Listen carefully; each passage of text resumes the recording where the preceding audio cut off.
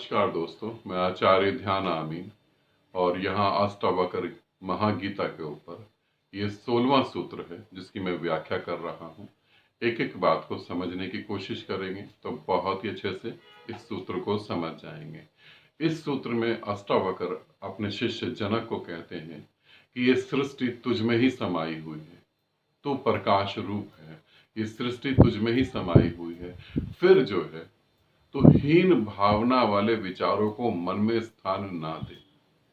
हीन भावना वाले विचारों को मन में स्थान नहीं दे, क्योंकि ये सृष्टि तुझ में समाई है, तू ही सृष्टि का सब कुछ करता धरता है। यहाँ अष्टावक्र जो बोल रहे हैं वो ये बोल रहे हैं कि अहम ब्रह्मास्मि, मैं ही ब्रह्म हूं। और इसके बाद जो है हीन भावना की बात आई है। हीन भावना की बात क्यों आई है? क्योंकि अभी जनक को ये पता नहीं लगा कि मैं ब्रह्म हूं, अभी वो यात्रा में है। अब वहां पर क्यों कहा जा रहा है कि हीन भावना की जो बातें हैं तो उसे मन में मत स्थान दे।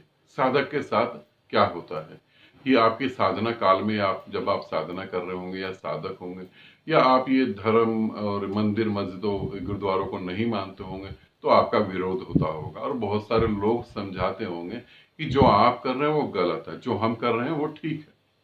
तो आपको ऐसे धार्मिक स्थलों में जाना चाहिए, पूजा पाठ करनी चाहिए। तो यहाँ पर जो है हमें चीजों को समझना होगा। फॉर एग्जाम्पल, उदाहरण दे दे के समझा रहा हूं। जैसे एक आदमी जो है जब वो ध्यान साधना करता है और जब वो ये सोचता है कि मेरे भीतर ही परमात्मा है, उसे ही मैंने पाना है, तो बाहर के लोग कहते हैं तुम्हारी गलतफहमी है और तुम अहंकारी व्यक्ति हो। तो उससे भी लगता है कहीं मैं गलत तो नहीं हूं, मैं अहंकारी तो नहीं हूं। ऐसे हीन भावना वाले, ऐसे कंफ्यूजन विचार वाले जो बातें होती हैं उसको अपने मन में स्थान नहीं दो। ठीक, दूसरे तरीके से बताता हूं। मैं एक बार वृंदावन गया, तो वृंदावन जिनके घर में ठहरा हुआ था वो कृष्ण के बहुत बड़े भक्त हैं। तो मैं उनके घर ठहरा हुआ था, तो मैंने कहा तुम भी कृष्ण बन सकते हो, कृष्ण में क्या बड़ी बात है, तुम साधना करके अपने भीतर बैठे उस निराकार ऊर्जा के साथ एक हो जाओ जैसे कृष्ण हुए थे।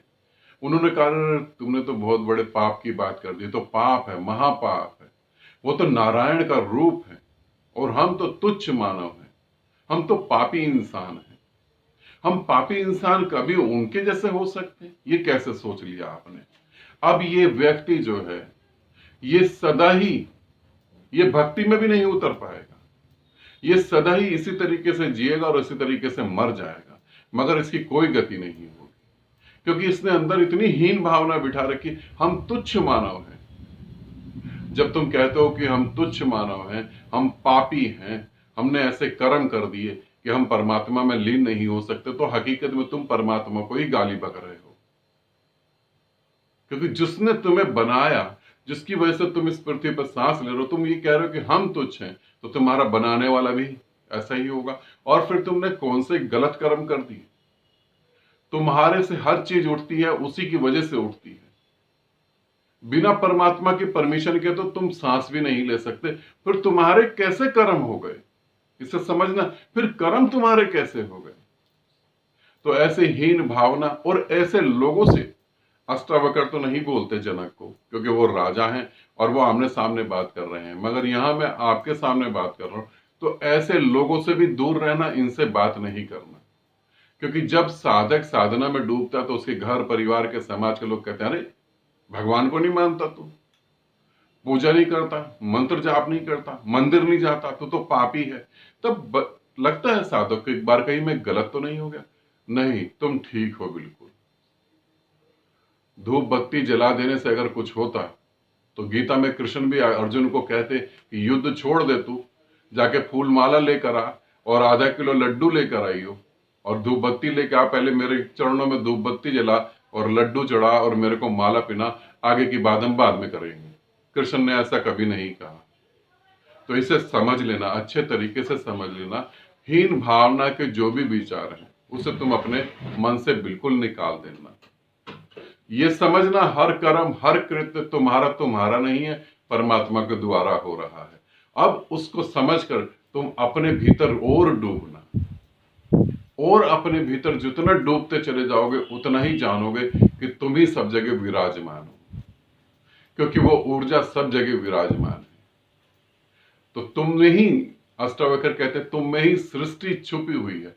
सच में ही तुम ही सृष्टि हो, तुम ही ब्रह्मांड हो, तुम ही सब कुछ हो। तो इस बात को इस तरीके से समझना। और कभी भी मन में आ जाए कि नहीं मैं तो पापी हूं, बहुत सारे लोग जब मैं बोलता हूं कि आप ध्यान करें, साधना करें, तो वो छोटी सी बात बोल देते हैं, अरे हम पापियों को ध्यान साधना कहां, अरे हम तो इतने बड़े पापी हैं, बैठते हैं मन ही नहीं लगता, विचार चलते रहते हैं। हकीकत में तुम अभी परमात्मा को जानना ही नहीं चाहते, तुम वासनाओं में डूबे रहना चाहते हो। जैसे अष्टावक्र ने पीछे के सूत्रों में कहा, जो बंधनों में गर्व महसूस करता है, जो बंधनों में अच्छा फील करता है, वो सदा बंधनों में ही जीना पसंद करेगा। उसी तरीके से हमें ये देखना है। और यहां पर अब जो है ये सूत्र खत्म होता है, ठीक है। हम अब 18वें 17वें सूत्र में जाएंगे, उसे हम समझने की कोशिश करेंगे। तो ये 16वें सूत्र को समझ ले, दोबारा से मैं रिपीट कर रहा हूं कि सृष्टि जो है तुम में समाई हुई है और तुमसे ही निकल रही है, इसको जानो। और इसको जानने में सबसे बड़ी बाधाएं जो आती हैं वो अष्टावक्र बता रहे हैं। हीन भावना के विचारों को निकाल दो। यहां ये भी सोचना, हीन भावना के विचारों को जगह ही ना दो, मन में स्थान ही ना दो, और आ भी गए हो तो निकाल दो।